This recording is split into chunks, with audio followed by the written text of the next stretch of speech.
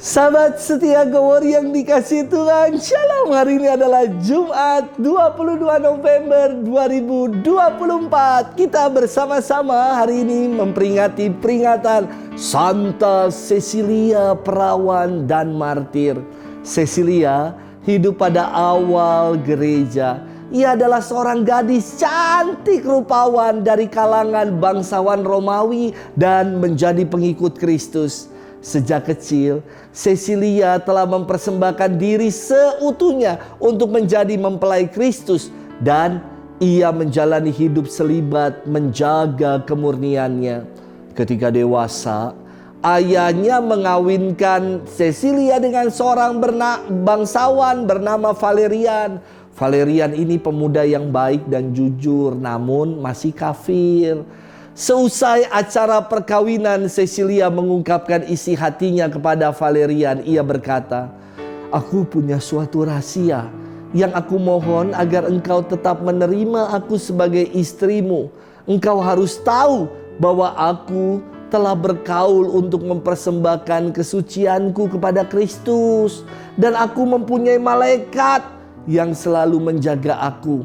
Jika engkau berani menodai dan menyentuh aku, maka malaikat pelindungku akan marah dan engkau akan menderita.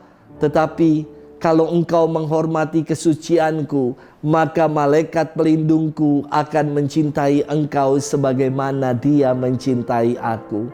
Valerian tentu berkata sebagai seorang laki-laki yang rasional, ia mengatakan, "Tunjukkanlah kepadaku malaikatmu. Jika aku melihatnya, maka aku akan mengabulkan permintaanmu." Cecilia balik menantang Valerian dengan mengatakan, "Jika engkau hendak melihat malaikat pelindungku, engkau harus percaya kepada Allah dan memberi dirimu dibaptis."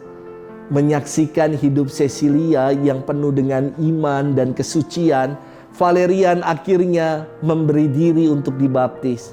Dan setelah dibaptis, ia mendapati Cecilia yang sedang berdoa dan didampingi oleh malaikat-malaikat pelindungnya. Dan malaikat itu sedang berbicara kepada Cecilia. Menyaksikan hal itu, malaikat pelindung Cecilia memberikan mahkota kepada Cecilia juga kepada Valerian dengan mahkota untayan bunga yang harum. Suatu hari mereka ditangkap dan diminta untuk menyangkal iman mereka. Cecilia dibakar hidup-hidup, tetapi api tidak pernah membakar dirinya yang selalu menyanyikan kidung Mazmur. Akhirnya Cecilia dipenggal hingga wafat.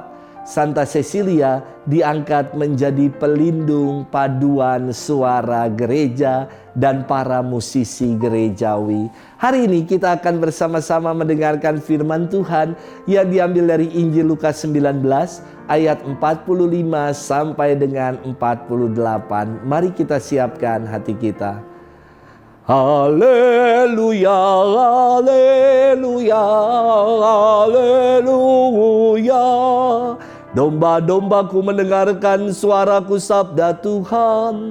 Aku mengenal mereka dan mereka mengikuti aku.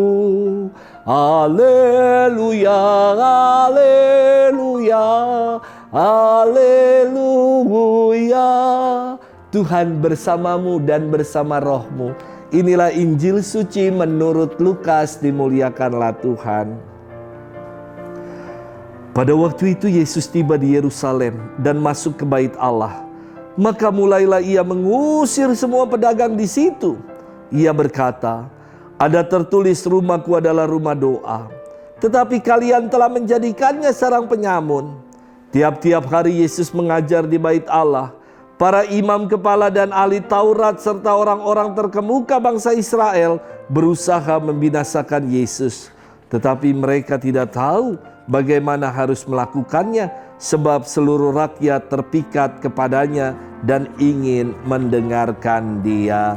Demikianlah sabda Tuhan.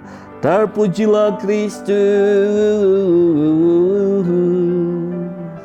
Sahabat setia Go Word yang dikasihi Tuhan, shalom, salam sehat, penuh sukacita dan berlimpah berkat untuk kita semua. Saya kira di setiap gereja hari-hari ini sudah pada sibuk dengan persiapan Natal. Mulai gereja-gereja didekorasi dengan dekorasi Natal, mungkin ornamen-ornamen Natal sudah banyak di depan gereja atau di mana-mana dipenuhi dengan hiasan-hiasan Natal karena Natal 1 bulan lagi. Namun segalanya sudah disiapkan sejak dari sekarang. Gereja saya kira bukan hanya sekedar dekorasi yang indah, tetapi gereja haruslah menjadi rumah doa. Sahabat setia Go Word yang dikasihi Tuhan, firman Tuhan hari ini berkisah tentang Yesus yang masuk ke bait Allah dan mengusir para pedagang yang ada di situ. Tindakan Yesus ini adalah tindakan penyucian terhadap bait Allah. Maka ia bersabda, "Rumahku adalah rumah doa, tetapi kalian menjadikannya sarang penyamun." Yesus berani mengambil resiko dan menerima konsekuensi dari apa yang ia buat. Ia menunjukkan cintanya yang begitu besar akan bait Allah yang adalah rumah doa. Karena ulah-ulah oknum-oknum yang tidak bertanggung jawab, oknum-oknum yang punya kepentingan, bait Allah dikorup, bait Allah disulap menjadi pasar, tempat orang mencari keuntungan dan menjadi sarang penyamun.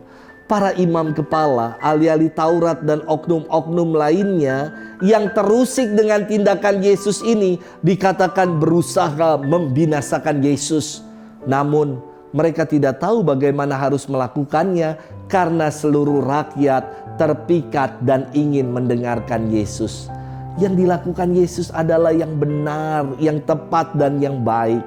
Namun mengalami penolakan, bahkan nyawanya menjadi ancaman, menjadi taruhan atas kebenaran yang ia perjuangkan. Sahabat setia Go Word yang dikasihi Tuhan, terkadang dalam hidup kita takut dan menjadi ciut untuk mewartakan kebenaran dan memperjuangkan kebenaran di tengah-tengah kehidupan. Gereja adalah kita, dan gereja adalah persekutuan umat beriman yang dipanggil untuk memperjuangkan dan mewartakan kebenaran. Jadi, jangan hanya gereja itu eksklusif. Jangan hanya komunitas kita menjadi komunitas dengan privilege tertentu. Tapi marilah kita menjadi komunitas-komunitas inklusif. Komunitas-komunitas yang berani menyuarakan kebenaran di tengah kehidupan ini. Selamat bermenung. Tuhan memberkati kita selalu. Dalam nama Bapa dan Putra dan Roh Kudus. Amin.